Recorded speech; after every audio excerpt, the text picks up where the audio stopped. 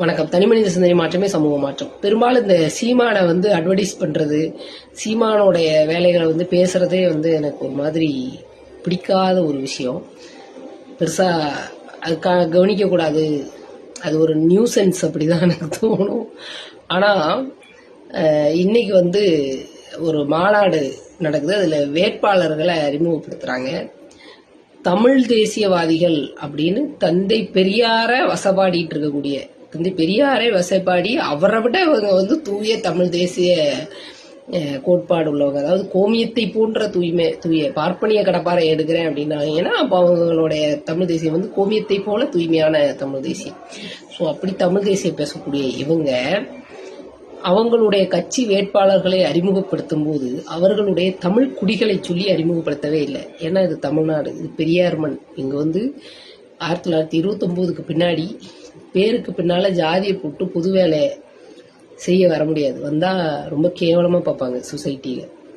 அப்படி ஒரு சொசைட்டியை அதை கிரியேட் பண்ண பெருமை பெரியாருக்கு தான் உண்டு. ஸோ அந்த அந்த அந்த பாதிப்பு நாம் தமிழர் தூய தமிழ் தேசியவாதிகளுக்கு, தமிழ் குடிகளை பெருமையாக பேசணும்னு நினச்சிட்டு இருக்கக்கூடிய தமிழ் தேசியவாதிகளுக்கு அவங்களுக்கும் அதுக்கான வாய்ப்பை மறுக்குது. இந்த பெரியார் மண்ணா இருக்கிறதுனால தான் இவங்களுக்கும் அந்த வாய்ப்பு மறுக்கப்படுது.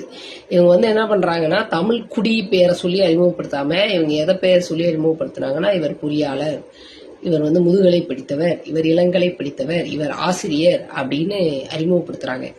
அவங்க பேருக்கு பின்னால் இருக்கே அத்தனை டிகிரியும் திராவிட இயக்கத்தினுடைய தந்தை பெரியாரின், கலைஞர் தான் கல்வி நிதி கொடுத்தாரு. கல்வி 1980க்கு பிறகு படித்து எல்லாம் வந்த எல்லாருக்குமே 80s கிட்ஸ் எல்லாருமே கலைஞரோட கல்வி நிதி, கல்வி கடன் தள்ளுபடி பண்ண அந்த டீமாக தான் இருப்பாங்க பெரும்பாலும்.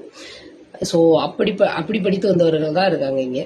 ஸோ அவங்களுடைய பட்டம், திராவிட இயக்கத்தினுடைய சொத்து தான் அந்த பட்டம். அதை சொல்லி தான் அறிமுகப்படுத்த வேண்டிய நிலை தமிழ் தேசிய எலிகளுக்கு இருந்தது அப்படிங்கிறத சொல்கிறோம். அதனால தான் இது திராவிட மண், அதனால தான் இது பெரியார் மண். நன்றி, வணக்கம்.